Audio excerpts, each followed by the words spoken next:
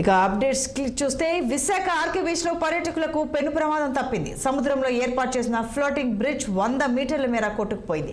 Bridge చివర సుమారు 100 మంది సందర్శకులు నిలబడేలా ఏర్పాటు చేసిన ప్లాట్ఫామ్ విడిపోయింది. అదృష్టవశాత్తు ప్రమాద సమయంలో బ్రిడ్జ్ పై ఎవరూ లేకపోవడంతో అంతా ఊపిరి పీల్చుకున్నారు. ఈ నేపథ్యంలో తెగిపోయిన బ్రిడ్జ్ కు మరమ్మతులు చేసే పనిలో నిర్వాహకులు నిమగ్నమయ్యారు.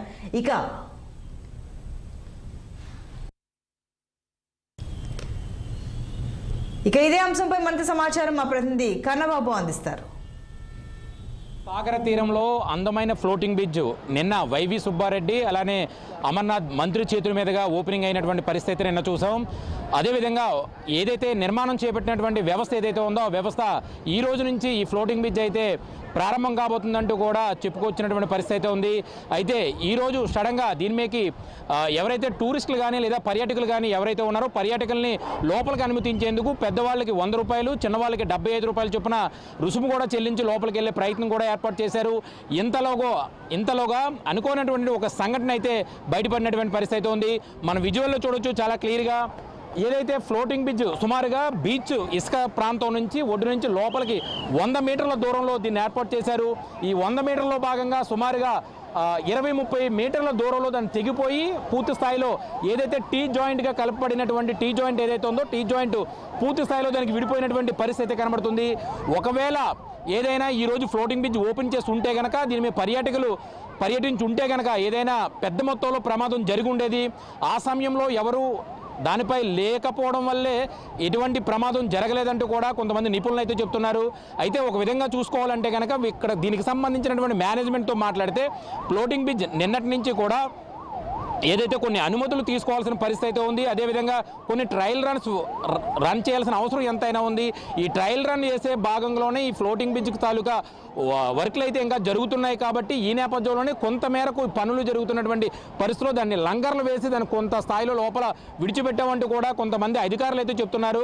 కానీ పబ్లిక్ అయితే చాలా క్లియర్గా చెప్తున్నారు. నిన్న ఓపెనింగ్ అని చెప్పినప్పటి నుంచి ఈరోజు వరకు మనం సుదీర్ఘ ప్రాంతాల నుంచి చూడొచ్చు. పర్యాటకులు కూడా చాలా పెద్ద ఎత్తున వచ్చినటువంటి పరిస్థితి కూడా కనబడుతుంది. విశాఖ సాగర్ తీరంలో ఏర్పాటు చేసినటువంటి ఈ ఫ్లోటింగ్ బ్రిడ్జ్ ఏదైతే ఉందో ఈ ఫ్లోటింగ్ బ్రిడ్జ్ చూసేందుకు ఈ ప్రాంతం నుంచే కాకుండా ఇతర ప్రాంతాల నుంచి కూడా పెద్ద ఎత్తున అయితే ఇక్కడ తరలి వచ్చినటువంటి పరిస్థితి కూడా కనబడుతుంది. ప్రమాదవశాత్తు ఆ లంకర్ ఊడిపోయిందా లేదా వేళ్లే పనుల నిమిత్తం ఆపేరా అనేది అయితే పూర్తి స్థాయిలో అధికారులు నివేదిక ఇవ్వాల్సిన అవసరం ఎంతైనా ఉంది.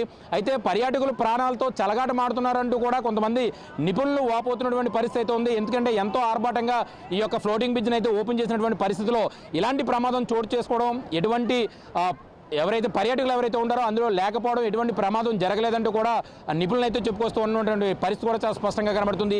ఏదేమైనప్పటికీ కూడా విశాఖ సాగర తీరంలో ఉన్నటువంటి కెరటాలకు తాలూకా తీవ్రతకి ఈ ఫ్లోటింగ్ బ్రిడ్జ్ తట్టుకోలేదని చెప్పుకోవచ్చా లేదా మరే ఇతర కారణాల వల్ల అనేది అయితే అధికారులు నివేదికలో తేలాల్సిన పరిస్థితి ఎంతైనా ఉంది. అయితే మొత్తానికి చూసుకుంటే కనుక కొంతమంది నిపుణులు చెప్తున్నటువంటి మాట చూస్తే విశాఖ సాగర తీరంలో ఉన్నటువంటి కెరటాలకి ఈ ఫ్లోటింగ్ బ్రిడ్జ్ అసలు సూటబుల్ కాదన్నటువంటి వాదనలు కూడా వినబడుతున్నాయి. ఇక్కడ ఉన్నటువంటి ప్రాంతం ఈ బ్రిడ్జికి సానుకూలమైనటువంటి వాతావరణం కాదు. ఎప్పటికైనా సరే కెరటాలు పెద్ద ఎత్తున పొంచి వస్తే కనుక పర్యాటకులు దాని మీద ఎక్కినటువంటి పర్యాటకులు ప్రాణాంతమైనటువంటి వాతావరణం నెలకొనే అవకాశం ఉంది. కాబట్టి ఖచ్చితంగా ఇలాంటి వాటిని ఇక్కడ నిషేధించాలంటూ కూడా ఇప్పటికే పలు మీడియా ఛానల్లోని పలు సోషల్ మీడియాలో కూడా కథనాలు వస్తున్నటువంటి పరిస్థితి కనబడుతుంది. ఏది ఏమైనప్పటికీ కూడా ఈరోజు ఓపెనింగ్ కావాల్సినటువంటి ఈ ఫ్లోటింగ్ బ్రిడ్జ్ ఏదైతే ఉందో ఈ ఫ్లోటింగ్ బ్రిడ్జ్ మధ్యంతరంలోనే తెగిపోవడంతో కొంత ప్రమాదం తప్పిందని చెప్పుకోవచ్చు. పూర్తి స్థాయిలో అధికారులు దీనిపై కొంత కసరత్తు చేసి కట్టుదిట్టమైనటువంటి ఏర్పాట్ల మధ్యన పర్యాటకులకు అనుమతి ఇవ్వాలని చెప్పేసి 6 టీవీ కూడా కోరుకుంటుంది. కెమెరామ్యాన్ శ్రీనివాస్తో కన్నబాబు, విశాఖపట్నం బీచ్ నుంచి.